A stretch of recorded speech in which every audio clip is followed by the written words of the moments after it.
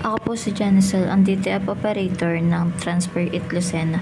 Nagamit po ito ng 6 na araw na may total na 108 meters. Ito po ang printer head area. Napalitan po ito noong February 28, 2024 po.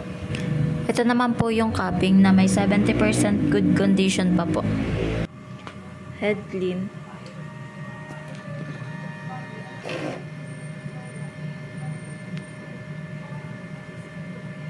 Punasan ng wiper after head clean. Nozzle check. Ang ink system naman ay tama lang. Ang huling palit naman po ng damper ay noong February 8, 2024 po. Ang waste tank ay nalinis kanina. Ito po ang ABR at ground wire.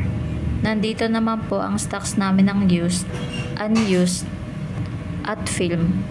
Ito naman po yung nagamit naming white, 2 white, 2 powder, at 1 film.